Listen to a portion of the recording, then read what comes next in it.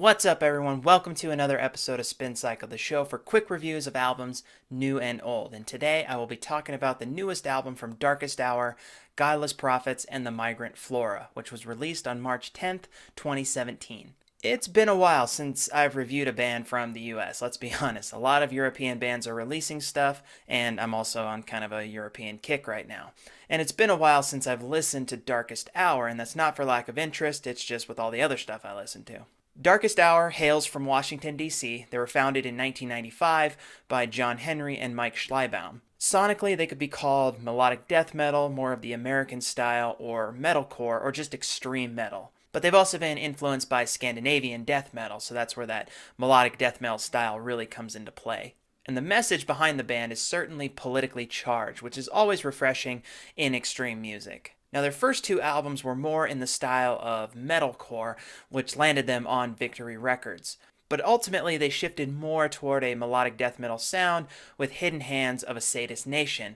And some of these album titles are just amazing, I gotta say. And this was one that actually drew me to them. I heard this album before I saw them live on Ozfest. And then their 2005 release, Undoing Ruin, saw commercial and critical success for the band. And I just remember being blown away by that album at the time. It was an amazing album, and it still holds up really well. Now, they maintained their melodic death metal sound over the next few albums, Deliver Us and The Eternal Return, but they ultimately shifted back to a more metalcore sound with their self-titled release in 2014, following the departure of some of their longtime band members. Now, Darkest Hour taught me an important lesson when I first saw them live at Ozfest 2004. You don't have to wear all black to be brutal. Like, these guys came out looking like nerds with their button-up shirts and their khakis. But their music was insane. I absolutely loved it.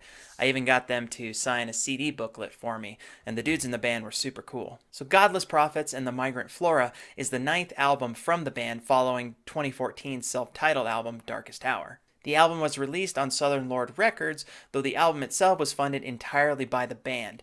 They ran an Indiegogo campaign and actually exceeded their goal of $50,000 significantly, which gave them a little bit more flexibility to work with the sound and actually improving the album itself. So this was more a partnership with Southern Lord Records to release the physical product. They weren't actually associated with a label at the time. And I do love that do-it-yourself approach from metal bands because there aren't a lot of great metal labels, let's be honest, and it gives the band itself a lot more control over the finished product, which is why we get what we get here. And the album features some guitar work from former guitarist Chris Norris as well.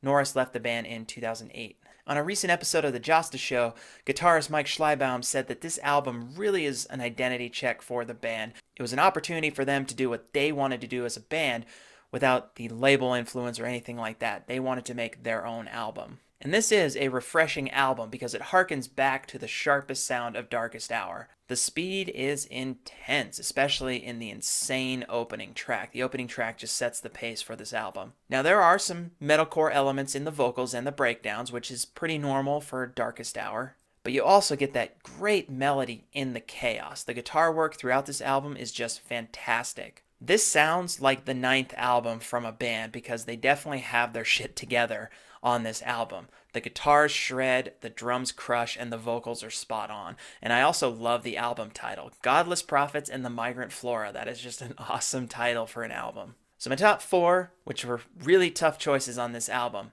Knife in the Safe Room, which is just a flat-out brutal opening track. This is The Truth, which is a superb all-around metal song with some surprises. It goes through a lot of different sounds throughout one song. The Flesh and the Flowers of Death, which is probably the best title on the album, and has some killer guitar solos. And then Another Headless Ruler of the Used, another just awesome title, but it also has some of the best lyrics on the album. But my favorite song has to go to In the Name of Us All. It is just quintessential Darkest Hour. It is raw and it is just pure anarchy. It is an awesome song.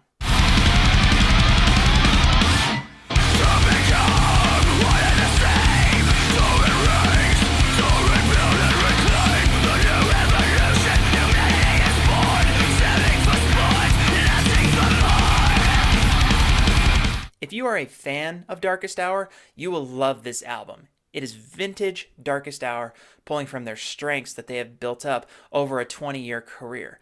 Now, it might be a departure from their previous release, but it was made with the fans in mind. Now, that's not to say it is in any way ordinary. What it means is they have done exactly the right amount of soul searching to produce something that defines them as a consistent and inventive band. Love this album. So my top 5 for the week, remembering Ozfest 2004 when I first had the exposure to Darkest Hour. My Confession by OTEP off of Sevas Tra. I didn't even remember OTEP was on this tour, so when I looked back and saw who was there, I was like, holy shit, I totally forgot about that. She was awesome, by the way. Love Lost in a Hail of Gunfire by Bleeding Through. Remember that band?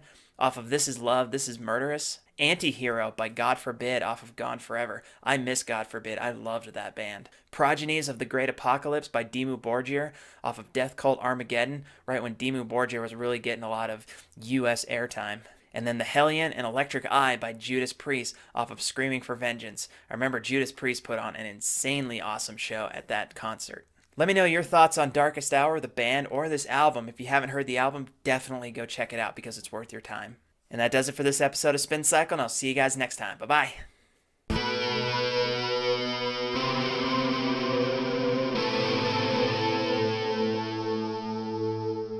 Hey, you made it to the end of the video. Nice work. Good job. If you like what you saw, you can just go ahead and click that subscribe button for all videos past and future. You can also head over to my website and see all the other stuff that I do, including the books I've written. So go ahead, click stuff.